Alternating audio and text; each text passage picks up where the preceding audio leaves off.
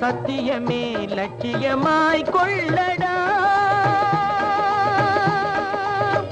சத்தியமே லட்சியமாய் கொள்ளடா, தலை நிமிர்ந்து உனை உணர்ந்து செல்லடா,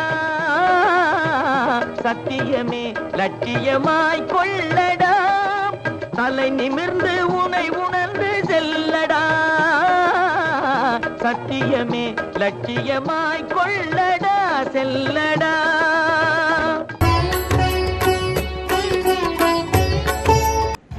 நீங்கள் பார்த்து கொண்டிருப்பது மாசிமகன் யூடியூப் சேனல். தொகுத்து வழங்குபவர் சேவைச்செம்மல் டாக்டர் சுபசிவ பெருமாள் யாதவ். இந்த சேனலை சப்ஸ்கிரைப் செய்து கொண்டு தொடர்ந்து பாருங்கள். தினமும் ஒரு தகவலுடன் உங்களை சந்திக்க இருக்கிறோம். நன்றி, வணக்கம்.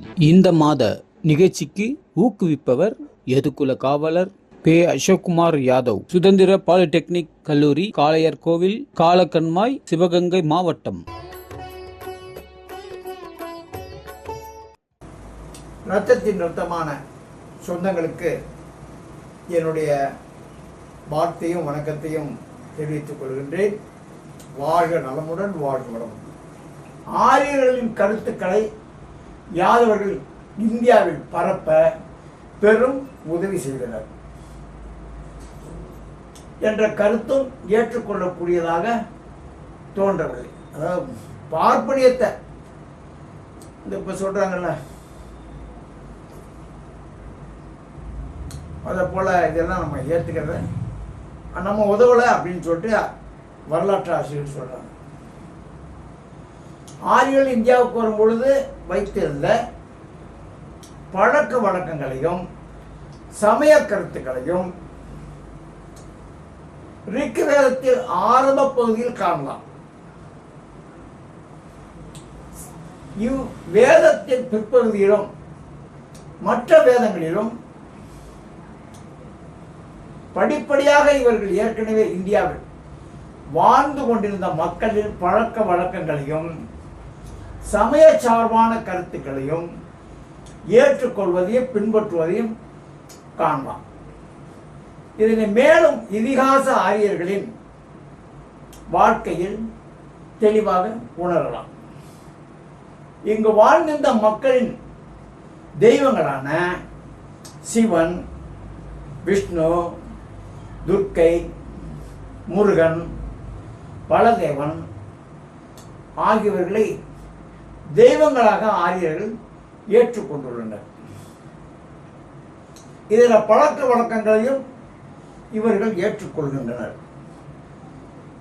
அதாவது இதில் இங்கே நம்ம ஒரே ஒரு இதை குறிப்பிட முடியும். இப்போ நடந்த அந்த கீழடி ஆராய்ச்சி, தச்சனோட ஆராய்ச்சி, நிறைய இடங்களில் 5000 ஆண்டுகளுக்கு முன்னாடி இல்லை 3000 ஆண்டுகளுக்கு முன்னாடி வாழ்ந்த தமிழர்களுடைய வாழ்க்கையில் எல்லா பொருளும் கிடைக்குது. ஒரு இடத்துல கூட கோயிலுங்கிறது கிடையாது, கோயில் சிற்பங்கிறது கிடையாது. அவங்க யாரை வணங்கியிருக்காங்கன்னு கேட்டால் சூரியனையும் சந்திரனையும் தான் வணங்கியிருக்காங்க. இயற்கை தெய்வங்களை தான் வணங்கியிருக்காங்க. அது ஏன் அவங்க அதை வணங்கினாங்கிறதுக்கு அது ஒரு பெரிய கதை இருக்குது. இன்னொரு சந்தர்ப்பத்தில் அதை நான் சொல்கிறேன். ஏன்னா அது டார்வின் தியரியை அடிப்படையாக வச்சு ஆராயும் போது அந்த உண்மைகள் வெளிவரும். அது இதில் இல்லை, அதை நான் தனியாக சொல்கிறேன். இதனை மேலும் இதிகாச கால ஆரியர்களின் வாழ்க்கையில் தெளிவாக உணரலாம். இங்கு வாழ்ந்திருந்த மக்களின் தெய்வங்களான தெய்வங்களை ஆரியர்கள் ஏற்றுக்கொண்டுள்ளனர். இதர பழக்க வழக்கங்களையும் இவர்கள் ஏற்றுக்கொள்கின்றனர். எனவே அவங்க எங்கிருந்து வந்தாங்கன்னு எல்லாருக்கும் தெரியும். இங்கே வந்ததுக்கு பின்னாடி இங்கே நம்மளுடைய பழக்க வழக்கங்கள், நம்ம கும்பிட்ற சாமி, இதுக்கெல்லாம் இது பண்ணாங்க. நிறைய சீர்திருத்தங்களை கொண்டு வந்தாங்க. நம்ம பட்டை அடித்தோம்னா அவங்க நாமம் போடுவாங்க. இதை போல் நிறைய தீர்த்தங்களை கொண்டு வந்து பண்ணாங்க. அது நிறைய கதை இருக்குது. இதர பழக்கங்களையும் அவர்கள் ஏற்றுக்கொள்ளார். எனவே ஆரியர்கள் இந்த நாட்டின் சுதேசி கருத்துக்களை ஏற்றுக்கொண்டனர். இங்கே உள்ள பழக்கவங்களும் ஏற்றுக்கிட்டு வாழ்ந்தாங்க. அவங்க கைபோன் கணவாய் வழியாக வந்தவங்க, ஆடு மாடுகளை போட்டு அவங்க வந்து அவங்களுடைய பூர்வீகங்கிறது ஜெர்மன் தான். இறுதியாக எல்லா வரலாற்று ஆசிரியர்களும் ஜெர்மனை சேர்ந்தவங்களாம் ஆரியர்கள் அப்படின்னு சொல்கிறாங்க. அங்கே போனப்போ நம்மளுடைய இதை மட்டும் பார்ப்போம். ஆரியர்களின் ஒரு சில கருத்துக்களை ஏற்றுக்கொண்டனர். இது இப்படி இருக்க பல வெளிநாட்டு ஆசிரியர்களும் உள்நாட்டு ஆசிரியர்களும் திரும்ப திரும்ப இந்தியாவில் ஆரியமயம் என்ற கொள்கையை சொல்லியும் எழுதியும் வருகிறார்கள். அவர்களுள் பெரும்பாலான ஆசிரியர்கள் ஆங்கிலேயர்களும் ஜெர்மானியர்களும் ஆகும்.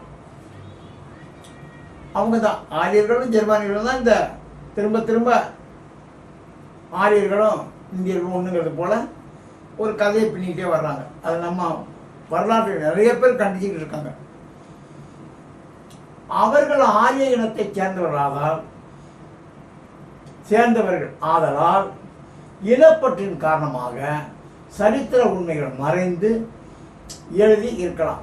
ஏன்னா அவங்கெல்லாம் அந்த இனத்தை சேர்ந்தவங்க ஜெர்மானியர்கள். அவங்க வந்து அதை வந்து டெவலப் பண்ணி எழுதிட்டே வர்றாங்க. அது நம்ம இது வரைக்கும் ஏற்றுக்கல என்று இருக்கலாம் என்று கருதப்படுகின்றது. இதனுடைய தொடர்ச்சியை நாளைக்கு கொண்டு வரேன். இது நீண்ட ஒரு பகுதி.